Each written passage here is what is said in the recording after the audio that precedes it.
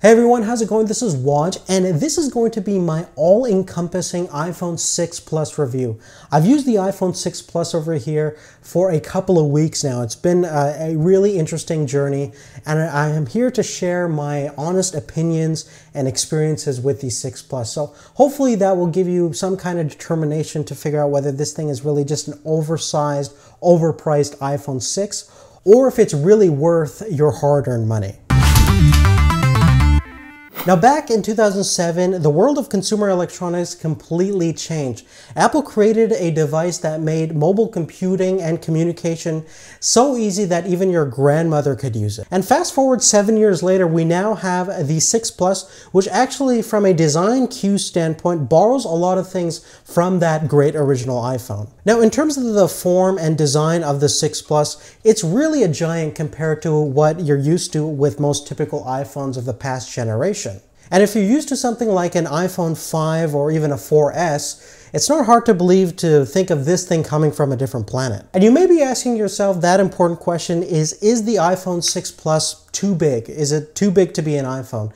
And that question really depends upon what you're used to. If you're used to the world of Android phones being at least 5 inches or more, then this is not really a big phone at all. It really fits in the lineup of today's smartphones. But if you're coming from a smaller smartphone or just a regular phone and you like to have your phone kind of fit nicely in your pockets, then you might have some issues with the 6 Plus. And we can obviously talk about the exact physical dimensions of the 6 Plus, but you really have to hold it in your hand, put it in your pocket in real life to determine whether this form factor and size is going to work for you. For me personally, I'm used to the world of Android phones being at least 5 inches or more. I'm coming from the Samsung Galaxy S5's perspective. That's about a 5.2 inch screen. This is about a 5.5 inch screen.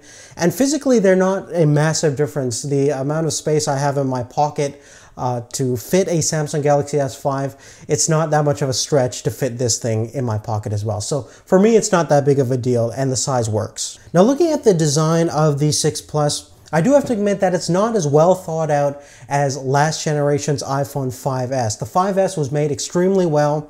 The whole design was very well integrated together, and structurally it was built like a tank. This, on the other hand, is made very well as well. It's up there with Apple's high standards. Obviously, it's only 7.1 millimeters in terms of thickness, one of the thinnest phones out there, and it has a 5.5 inch display. So it's built out of aluminum, which is not an indestructible material. Aluminum is easily bendable, but in terms of significantly bending it to the level as what you see in other videos, I've personally had a hard time having that kind of issue. I've put it in my jean pockets and tighter pants and in a whole bunch of different scenarios. I even tried to physically bend it and put some moderate force into actually trying to see if there's any structural rigidity issues at all. And I really had a hard time coming across that. And obviously I can go full force and just give it the beans, and I would probably bend the phone and if not break the actual glass itself. But personally, I think that's really not that big of an issue that's going to affect 99% of people out there. Now, the other issue I have with the design definitely has to do with the antennas being exposed. Now, obviously that's there for function. It doesn't really add anything to the overall design.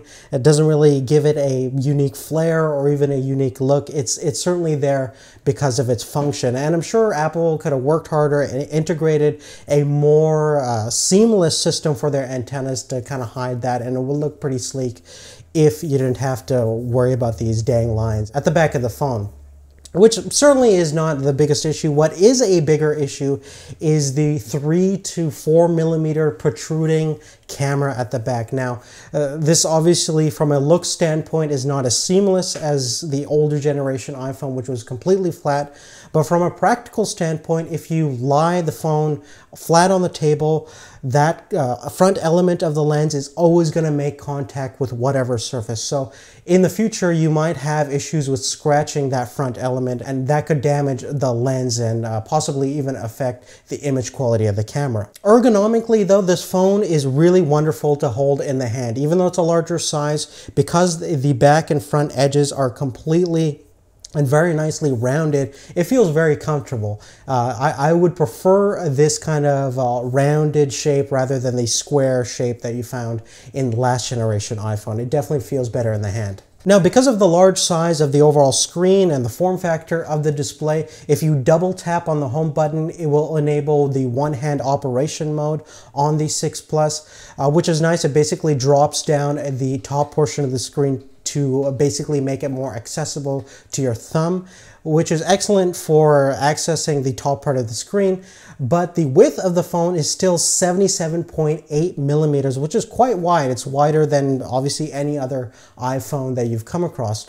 And that whole one-hand operation mode that's currently available in the current iOS is really just there for the height adjustment. It doesn't do anything for the width adjustment. So getting to the extreme other end of that phone to maybe select something, if you have shorter thumbs, can be definitely an issue. So it's definitely not as well thought out as what you find in the Samsung Note lineup of products that will actually change both the height and width of the display, so making it more easily accessible to your thumb, which obviously varies in size from person to person. Additionally, another cool thing about the 6 Plus is it's kind of like a mini iPad in terms of how iOS looks at it. So if you rotate into landscape mode, you can actually get a landscape kind of orientation on your home screen. It also has dual pane modes for certain apps like email, so you could be checking your main messages and looking at your inbox in another section. Unfortunately, we don't have true multi-window multitasking capabilities as you find in other current generation smartphones, which is certainly kind of a shame, because having that ability to do two things at once, you would really utilize this large screen quite nicely. And hopefully Apple in the next iteration of iOS thinks about that kind of stuff, because I'm sure people would love to watch a YouTube video playing alongside maybe reading an article or checking your email or something like that. And I do use that quite a bit on some of my Android phones. Now, just mentioning durability again, based on our scratch and drop tests of the current generation iPhone 6 and 6 Plus, they're really quite durable phones. Obviously, they're not indestructible, but they're made really quite well. They're made better than your traditional smartphones that are out there. That's why you kind of pay a premium for them. And if you take good care of the phone in terms of everyday usage, they're expected to really last a long time. Now, the iPhone 6 Plus has the highest resolution display that Apple has put on any phone. It has a 1920 by 1080 display, which is again high for iPhones, but not high for general smartphones these days. That's kind of a really standard resolution. And being a screen of 5.5 inches, you start comparing it to the LG G3 and the Samsung Galaxy Note 4 that have resolutions that are 2560 by 1440. You start noticing that Apple's probably holding back that resolution for future models. Now, the biggest problem that I have currently is third-party app support for that higher resolution. Most of your apps that you're talking about, even big ones like Google-based apps such as YouTube and even Gmail, they're being rendered at the iPhone 5S resolution, that older standard of Retina displays. So we're going to have to wait for those developers to update their apps, and I'm sure they will soon. But currently, right now, if you're an early adopter of the 6 Plus, that is a hurdle you're going to have to face. But luckily, everything that's Apple designed in terms of Apple interface and the OS and Apple-specific apps look great at that 1920 by 1080 resolution. And if you forgot already, this thing is still considered to be a phone. So in terms of the call quality and everything like that, it's really up there with some of the best sounding phones that are out there. In terms of the actual speaker and microphone quality, it's excellent. The people that I've talked to over the phone using the 6 Plus can hear me clearly, no interference, no echo. It's really a world-class call quality phone. Maybe not the best ever, but certainly good for a smartphone. And another great feature that I really love is this new speaker integration. It's a lot better than last generation of iPhones. And really the only thing I can think of right now that has a better external speaker probably has to be the HTC One, which is pretty high props for the phone. Now, hands down, the biggest selling feature of the 6 Plus, besides the larger screen size, of course, has to be the battery life. For me, that's the main thing. If you were to get this phone, The whole reason would be that it can really go up there and compete against those big phablet devices from Samsung. Now, I'm not a tremendously heavy user, but I'm not a light user as well. I watch YouTube videos, I get messages, you know, every 5 to 10 minutes in terms of email and text and stuff like that. So I'm checking my phone very constantly throughout the day, and my day can consist of 12 hours to 16 hours. So on average, the battery performance that I personally got was about a day and a half to 2 days. Now, I got that average by basically letting the phone go through its recharge cycles for the first couple of days. And then after that, it settles, the battery becomes more consistent, gives you more reliable battery performance results. And that's what I got. I got at least a day and a half to 2 days, which is absolutely amazing. It's up there with what you would expect from the Samsung Galaxy Note line of products. So this is definitely the big feature over here. And if you're a heavy-duty user, like an extremely heavy-duty user, and you basically never turn off the phone, you're definitely going to get through your day, whether it be at least 12 hours to 16 hours for sure. Moving forward, in terms of the Touch ID or the fingerprint sensor on the 6 Plus, it's the best that any smartphone is offering right now. The one that you find in, like, let's say the Samsung Galaxy S5 and the new Note 4 series is very, very finicky. With the 6 Plus on the other hand, and even the iPhone 6, you can basically scan your fingerprint in any angle, and it does a great job of responding and recognizing your print instantaneously. And it's great for also unlocking your phone as well as using it for your password. Now, the 6 Plus and the 6 has this new NFC standard that's going to integrate with Apple Pay.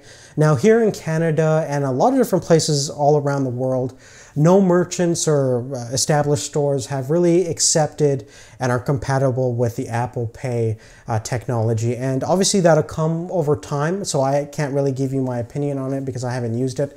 But I would definitely be interested in having a system like that where I can basically never worry about forgetting my wallet at home, because everything I have will be on my phone, my driver's license, credit card, and everything.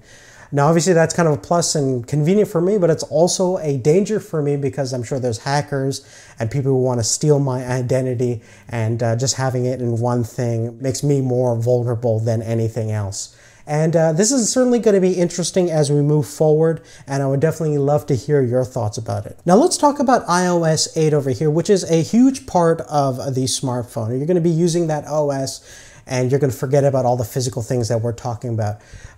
Initially, when I first got the phone a couple of weeks ago, I had issues with Wi-Fi. The 5 gigahertz bandwidth was not being recognized, so I couldn't connect to my network properly.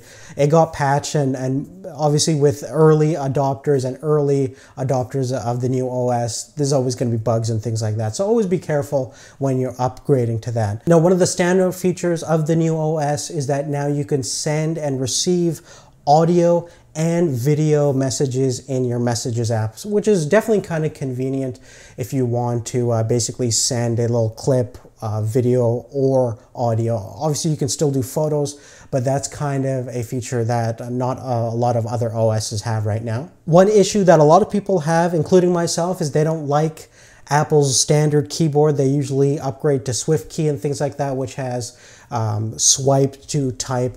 But the biggest reason that I don't like about it is that the spacebar is a little too small for me. I'm always accidentally hitting the period rather than the spacebar. Obviously, you can get used to it. If you're used to the standard Apple keyboard, it's fine, but certainly could use an upgrade and improvement there. The new Safari app has a new feature where you can actually go into full desktop modes for different websites.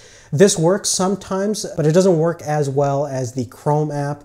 So some websites, such as eBay, always kind of give you some kind of WebKit form of the website. But if I go to the Chrome app on the iPhone 6 Plus, you can actually get the real desktop version. So that probably needs to be refined a little bit better. Another great feature that I love about the notifications is that if you get a message, you can actually respond to that message right in the notification bar, which makes everything a little bit more convenient for me. And another thing that I used quite a bit was the new Shazam integration with Siri. And this is basically where you can activate Siri and ask her what song is playing in the background or whatever. And it does a great job of recognizing the song. Never had one instance where it wouldn't work. As long as the song is clear, it'll work. It works just as good as the Shazam app. So great integration there as well.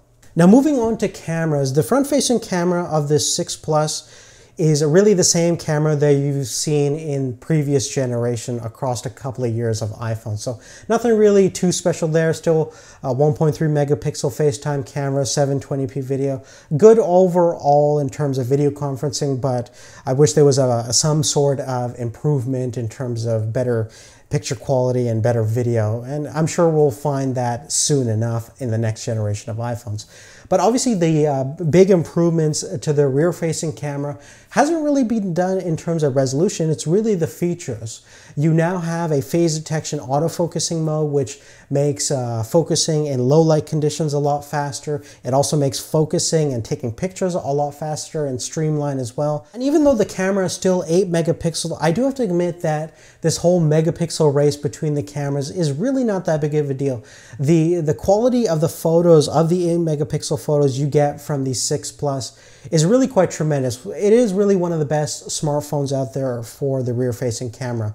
Sure, Samsung has like double the megapixels and everything like that, but if you look at them side by side, it's really not that big of a huge difference, and the color rendition you get from the iPhone camera is really quite great. But my two favorite features about the rear-facing camera definitely has to do with the optical stabilization mode, which is going to get you clear images overall because the lens element itself moves independently of your hand. So it does a much better job of the electronic stabilization system that you would find in the iPhone 6 or in other smartphones. So even if you're taking a picture in low light, it stabilizes that image a lot better. And obviously the big thing over here is if you take a look at our side-by-side comparison of the iPhone 6 Plus optical stabilization versus the iPhone 6 electronic stabilization, you can see that in video mode it definitely makes a big difference, and the footage from the 6 Plus is definitely smoother, a lot more nicer to look at as well. And my second favorite feature definitely has to be the 240 frames per second slow motion mode in 1080p. It pretty much makes everything look a lot more epic than it is in real life. You could be pretty much just brushing your teeth and you look like Liam Neeson preparing to go kill some wolves in Alaska. Now, I know we talked about a lot of different things in this review, but let's go ahead and sum up our thoughts with a nice good old-fashioned pros and cons list. We'll start with the pros. It has an excellent battery life, one of the standout features of the 6 Plus.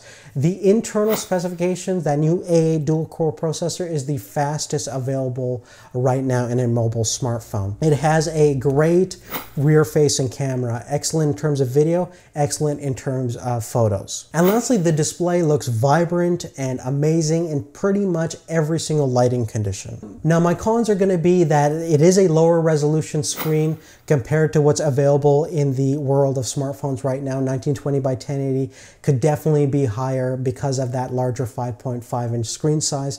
The other big thing is most of your third-party apps look fuzzy because they're not supporting that higher resolution that the 6 Plus has. Thirdly, that may be too large for some people. I remember a couple of years ago, Steve Jobs said that these larger smartphones are just a fad, and to have something really useful, you should only make one size. But obviously their philosophy and thoughts about smartphones are going to always change and evolve based on what people want. Furthermore, structurally, it's not as sound of a design as the last generation iPhone 5S, certainly with some of the bend gate issues and just the overall thickness to screen size ratio. You're going to have structural integrity problems given enough force applied to the phone. Continuing forth, 1 GB of RAM may bottleneck some heavy-duty users that use a lot of system demanding application. So that is certainly a shame, and it's also considered to be a very high-end smartphone. It's one of the smartphones that are more expensive right now, so it's kind of unfortunate that you only get 1 GB of RAM with it. Furthermore, it's a shame that we don't have any kind of multi-window multitasking mode, which certainly would give some new energy and really take advantage of the large screen size of the 6 Plus. And lastly, the one-hand operation mode is certainly not as well integrated as what you find in other larger smartphones, since you can only basically access the top portion of the screen and the width of it is really not considered, which certainly could be a problem if you don't have the longest thumbs. But on that, guys, that's really it. If you have any specific questions about anything I talked about in this review, please make sure to leave that on a comment down below. Thank you so much for your support throughout this series. We've had tremendously good luck and a wonderful reception with all of our audience and our new subscribers. And if you're a new subscriber, thank you so much for giving us the chance. There's a lot of tech people out there. There's so many channels, so many great people doing tech videos about the iPhone and all these kind of smartphones out there. The only thing that we can offer you is our honest opinion and our personal experiences, and give you a unique perspective on the whole world of technology, not just from Apple, but from every other sector as well. So if you like that kind of stuff, make sure you're staying tuned on a regular basis. We're going to bring out videos on a constant basis. So thank you so much for your support again, and we'll see you later. Take care.